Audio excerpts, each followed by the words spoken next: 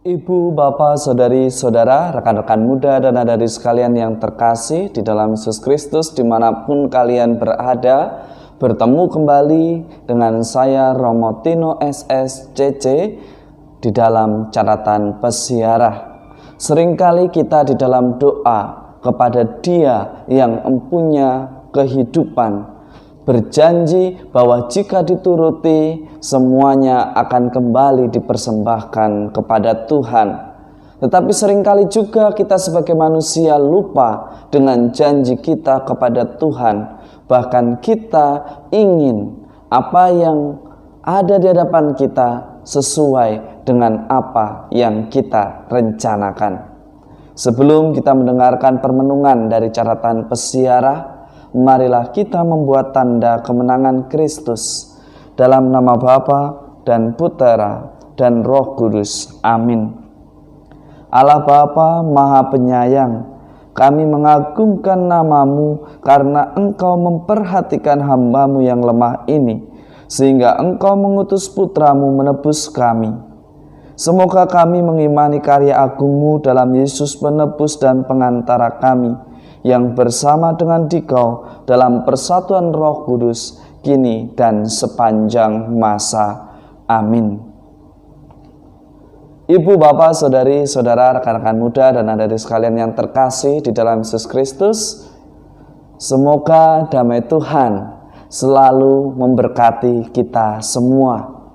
Di dalam kitab pertama Samuel, kita mendengarkan sebuah kisah di mana Hana bersyukur atas kelahiran Samuel.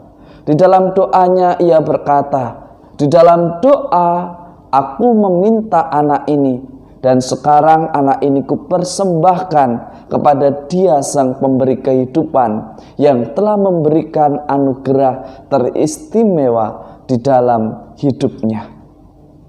Namun seringkali kalau kita manusia jatuh pada lupa, ada yang sengaja melupakan apa yang dijanjikannya, ada yang pura-pura tidak ingat dengan janjinya agar terbebas dari tanggung jawab atas apa yang diucapkan.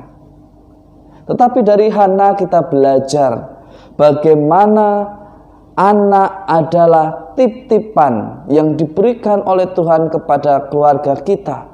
Tuhan percaya bahwa keluarga kita mampu mendidik, mendampingi dan membesarkan anak sebagaimana yang Tuhan kehendaki. Tetapi ketika dewasa, kita sama sekali tidak berhak mengatur pilihan hidupnya. Kita mendidik anak ini sampai dewasa. Dan ketika dewasa, biarkanlah Tuhan mencari kehendak, biarkanlah Tuhan mencari kehendaknya atas anak ini, dan biarkanlah anak ini menanggapi perwahyuan Allah dengan caranya.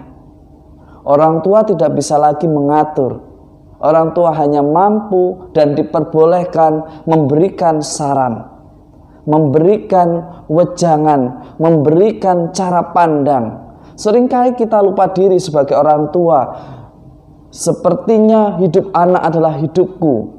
Jadi semuanya harus menurut sesuai dengan apa yang menjadi rencana orang tua. Semoga permenungan ini mengingatkan kita untuk berperan sebagai orang tua yang benar, yang sebagaimana Tuhan kehendaki. Di dalam Injil hari ini ada hal yang menarik dari Injil Lukas, Magnificat, pujian yang paling dalam yang dilakukan oleh Bunda Maria atas perbuatan Tuhan di dalam hidupnya. Kalau saya merefleksikan, sebenarnya apa yang Tuhan berikan, yang katanya kabar gembira, menuntut suatu kesetiaan dan ketaatan. Bahkan dia harus mengatasi persoalan-persoalan hidup ketika dia mengatakan ya. Tetapi ya yang tidak memberikan harapan palsu, tetapi ya yang membawa sukacita ini akhirnya benar membuat Bunda Maria mengucapkan Magnificat, pujian, ketika ia mau mengatakan ya jadikanlah tubuhku sebagai tabernakel hidup dan rahimku sebagai tempat bertumbuhnya Sang Penyelamat. Ia menemukan sukacita, bahkan ia memuji kebesaran Tuhan. Pujian yang berasal dari hati hanya bisa dilakukan oleh orang yang benar-benar beriman. Ibu, bapak, saudari, saudara, rekan-rekan muda dan adik sekalian yang terkasih di dalam Yesus Kristus, dua tokoh wanita pada hari ibu kita diingatkan, anak bukanlah hak mutlak yang diatur hidupnya oleh orang tua. Orang tua hanya dititipi untuk mendampingi dan belajar mendidik anak itu agar anak itu mampu menentukan pilihan yang tepat dan bertanggung jawab. Belajarlah untuk setia dengan apa yang kita ucapkan di dalam doa. Janji apa yang pernah kita ungkapkan haruslah kita penuhi. Jangan kita berjanji ketika sudah dipenuhi, kita lupa dan pura-pura tidak ingat dengan janji dan tanggung jawab kita. Semoga berkat Tuhan selalu melindungi dan memberkati kita semua dalam nama Bapa dan Putera dan Roh Kudus. Amin. Saudari-saudaraku yang terkasih, janji adalah sesuatu yang harus ditepati. Dan ketika kita menepati janji itu akan ada sukacita sebagaimana yang dialami oleh Hana dan Maria. Mereka bersukacita karena mereka mampu